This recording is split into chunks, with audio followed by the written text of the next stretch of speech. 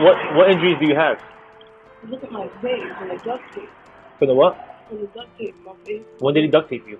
Huh? In the car? In the car. So you let him duct tape you, or what happened? I just need to know. He put the handcuffs on me first.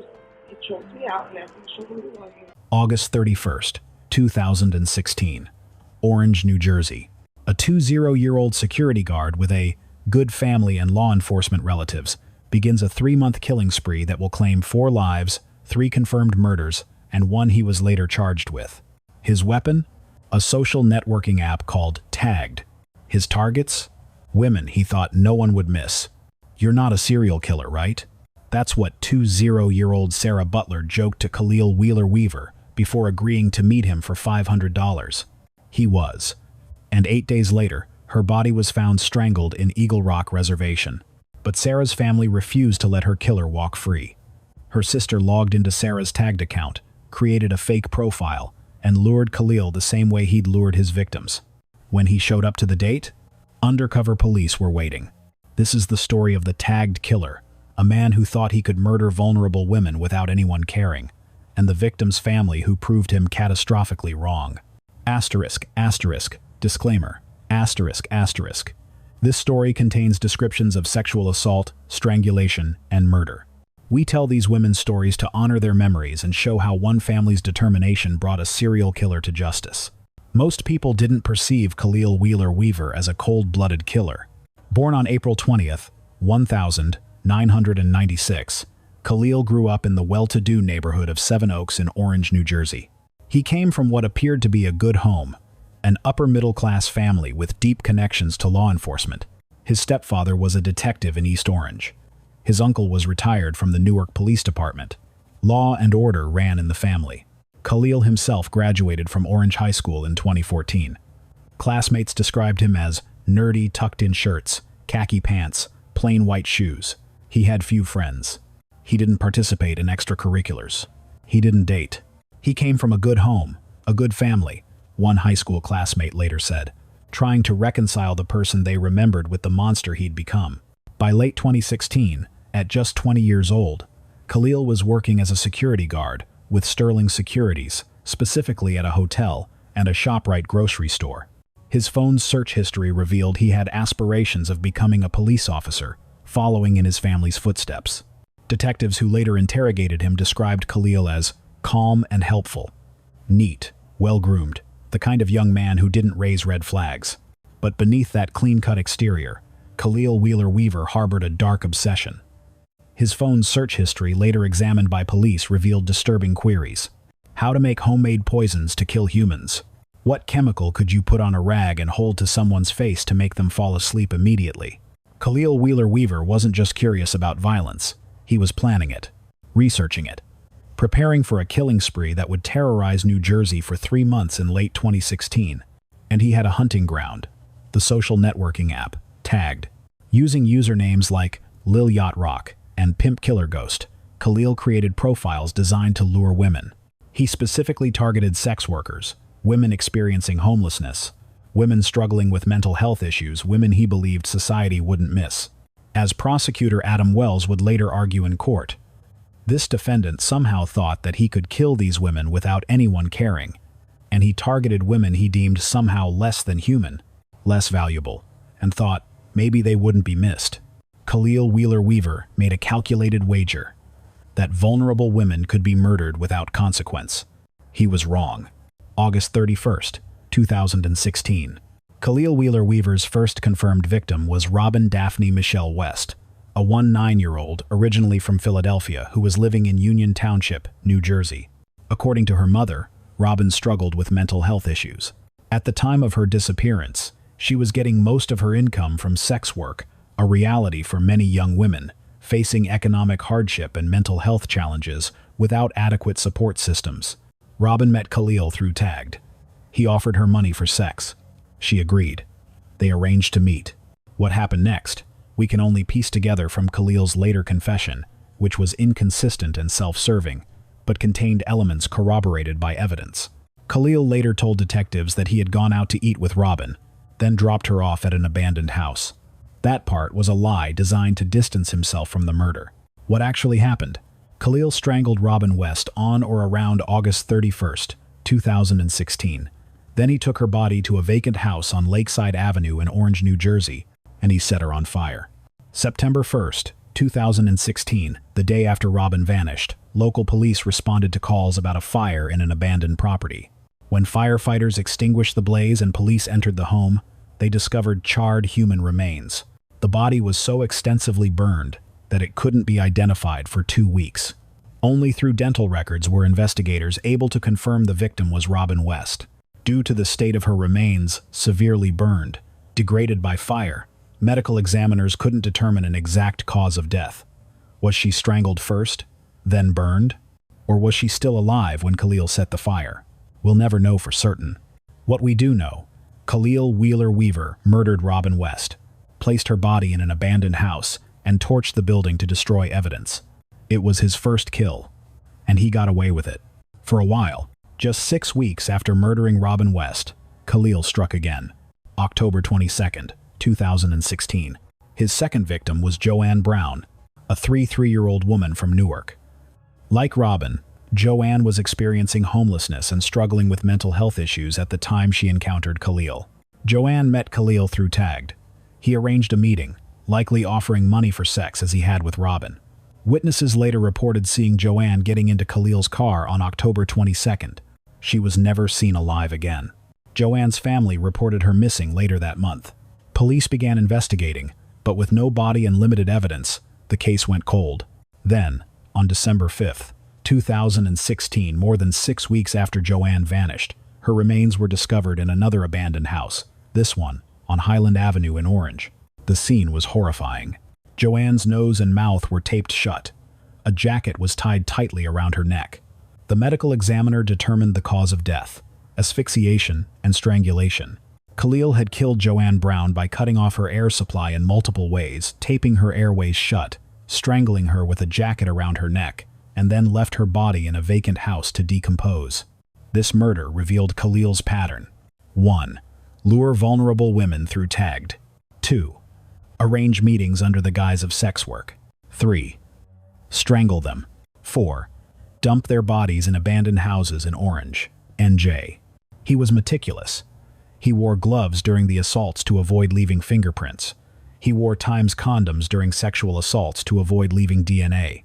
He chose abandoned houses where bodies might not be discovered for weeks or months. But Khalil wasn't as careful as he thought. His cell phone, constantly tracking his location, was creating a digital trail that would later prove his guilt.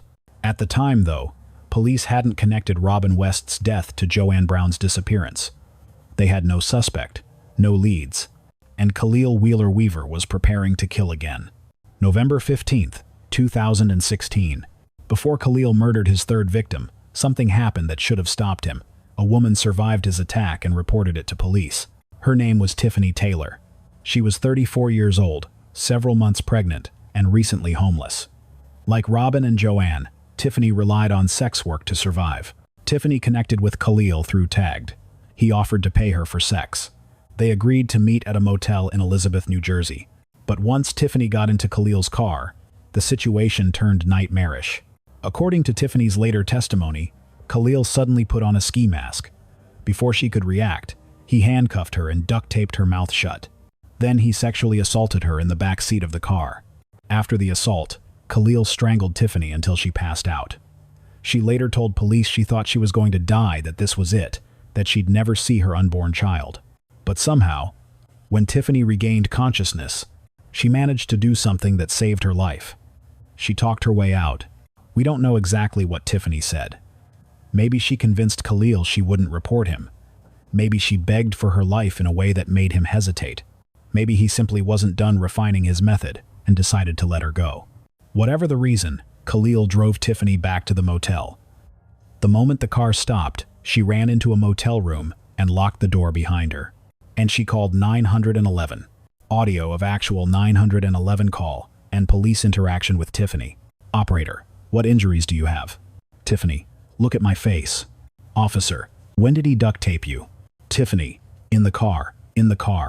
Officer, so you let him duct tape you, or what happened? Tiffany, he choked me out. It all happened in the car. Listen to that officer's question. So you let him duct tape you. As if Tiffany had consented to being bound and assaulted. As if this was somehow her fault. Tiffany showed police her injuries, marks on her face, bruises on her wrists from the handcuffs, evidence of strangulation on her neck. But the officers didn't take her seriously. They didn't arrest Khalil. They didn't even bring him in for questioning. Tiffany was a sex worker, pregnant, homeless. In the officers' eyes, she wasn't a credible victim. By the time Tiffany finished giving her statement, Khalil Wheeler-Weaver had already fled the scene. He was gone. And 7 days later, he would murder Sarah Butler. If police had believed Tiffany Taylor on November 15, 2016, Sarah Butler would still be alive. Let that sink in. A woman reported being handcuffed, duct-taped, sexually assaulted, and strangled by a man who let her go. She had injuries. She had details. She had a description. And police did nothing.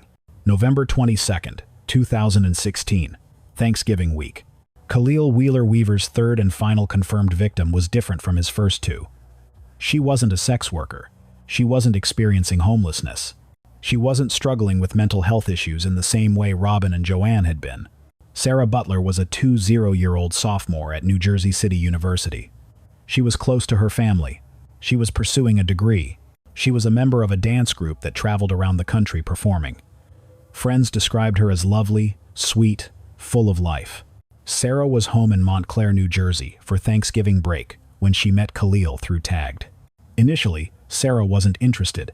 Khalil had asked her out, but she'd declined. But then Khalil made an offer that changed her mind. $500 for sex. Sarah was a college student. $500 is a lot of money when you're young and trying to pay for school, so she agreed. Before the date, Sarah sent Khalil a message that would later haunt everyone who knew her. She joked, "You're not a serial killer, right?" Read that again. Sarah Butler literally asked the question, and Khalil Wheeler-Weaver, who had already murdered 2 women and nearly killed a third, lied and said no. On the evening of November 22nd, Sarah told her mother she was going to meet a friend. She borrowed her mother's van. Her mother said goodbye, thinking nothing of it. It was the last time anyone saw Sarah Butler alive.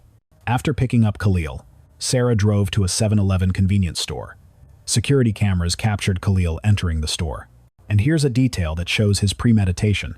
Khalil kept his tight black gloves on the entire time he was inside the store. He bought iced tea and 3 condoms.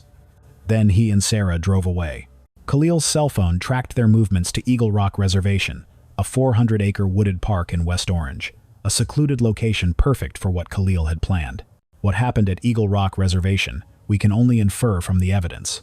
But we know how it ended. Khalil strangled Sarah Butler to death. Her body was discovered on December 1st, 2016, 8 days after she'd gone missing. She was found in the wooded area of Eagle Rock Reservation, strangled, another victim of the tagged killer. But Sarah's murder would be different from Robin's and Joanne's in one crucial way. Sarah's family refused to let her killer get away with it.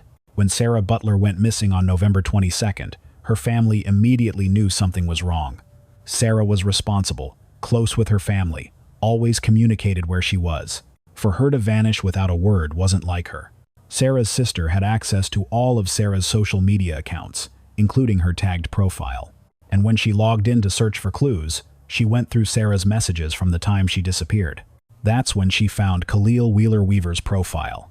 Sarah's sister could see the conversation history, the initial contact, Khalil's offer of $500, Sarah's joking question about him being a serial killer, the arrangements for their meeting, and she had an idea.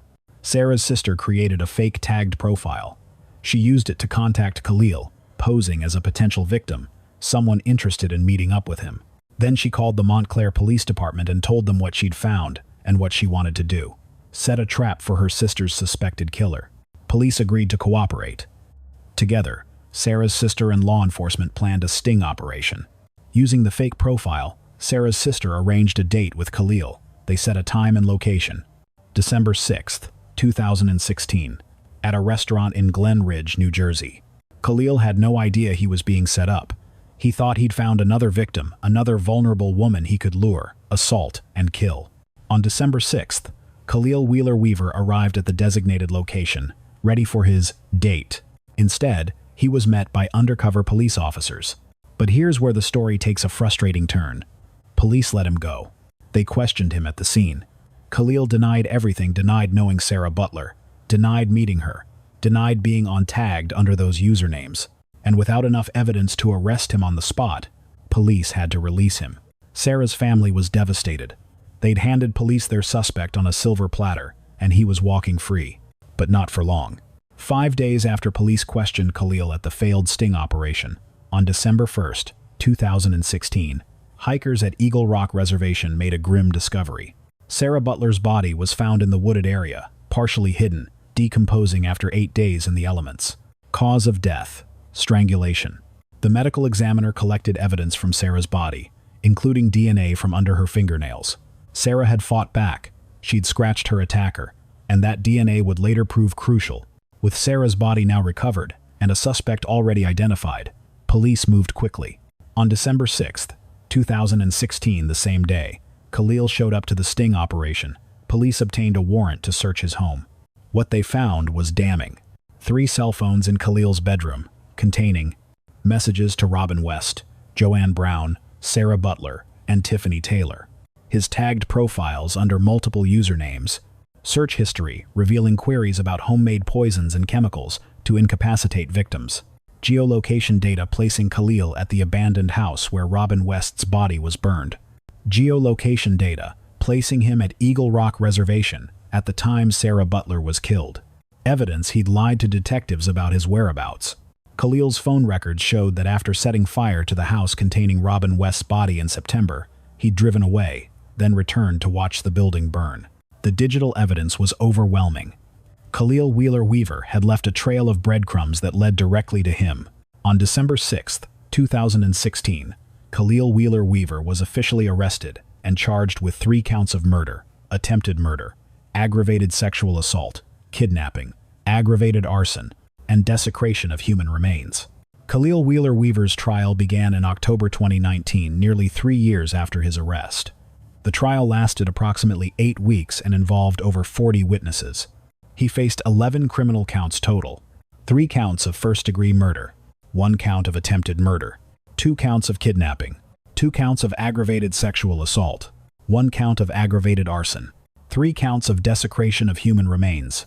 The prosecution's case was built on digital evidence, tagged messages showing Khalil contacting all 4 women, cell phone geolocation data placing him at every crime scene, search history about poisons and incapacitating chemicals, DNA evidence under Sarah Butler's fingernails matching Khalil. Tiffany Taylor testified about her ordeal: the handcuffs, the duct tape, the sexual assault, the strangulation. She described how police hadn't believed her, hadn't acted on her report, allowing Khalil to kill Sarah just days later. The families of Robin West, Joanne Brown, and Sarah Butler sat through every day of testimony, reliving the worst moments of their lives as prosecutors detailed how their loved ones died. Khalil's defense attorneys argued, well, they didn't have much to argue. The evidence was overwhelming. They couldn't claim mistaken identity. The DNA and geolocation data were irrefutable. They couldn't claim accident. Strangulation isn't accidental. So they did what defense attorneys do in unwinnable cases. They argued technicalities, questioned the reliability of digital evidence, tried to create reasonable doubt where none existed. It didn't work. On December 13, 2019, after deliberating, the jury returned with their verdict: guilty on all 11 counts. As to count 1, charging the defendant with the murder of Robin West, what is your verdict? Guilty. As to count 2, charging the defendant with desecrating human remains of Robin West, what is your verdict? Guilty. As to count 3, charging the defendant with aggravated arson, what is your verdict? Guilty. On and on, through all 11 counts. Guilty, guilty, guilty. Khalil Wheeler-Weaver sat expressionless as the verdicts were read. No emotion, no remorse, no tears. He didn't even show any remorse, one family member said afterward. He just sat there like it was nothing. He's still saying he didn't do it, which makes me feel like he has no type of remorse at all. On the 28th of October 2021, Khalil Wheeler-Weaver appeared for sentencing. The judge made it clear. The purpose of this sentence is that this defendant never walks among society again. Khalil Wheeler-Weaver was sentenced to 160 years in prison, with parole eligibility, after 145 years. Do the math. Khalil was 23 years old at sentencing. He'd be 168 years old before he could even apply for parole. Translation: Khalil Wheeler-Weaver will die in prison. For the families of Robin West, Joanne Brown, and Sarah Butler, the verdict and sentence brought some measure of closure. "I think it was a good win for everybody who had lost a loved one," one family member said. "She's going to always be gone from us, for birthdays, holidays. But this is some closure." But closure doesn't bring their daughters back. It doesn't undo the trauma. It doesn't answer the question that haunts every victim's family. Why? Why did Khalil Wheeler-Weaver kill these women? What drove a 20-year-old with a good family, law enforcement connections, and steady employment to become a serial killer? Prosecutors argued he killed because he could, because he targeted women he thought society wouldn't miss, women whose deaths he thought wouldn't matter. Acting Essex County Prosecutor Theodore N. Stevens, too, said, "This defendant somehow thought that he could kill these women without anyone caring." The investigation undertaken by our office, in cooperation with others in law enforcement, makes clear that those of us in law enforcement would not allow that to happen. The jury's verdict makes clear the community would not either. Every victim is important, and we pursue each case with an unwavering commitment to produce the best outcome possible based on the evidence we can gather. But Khalil was wrong. Robin West mattered.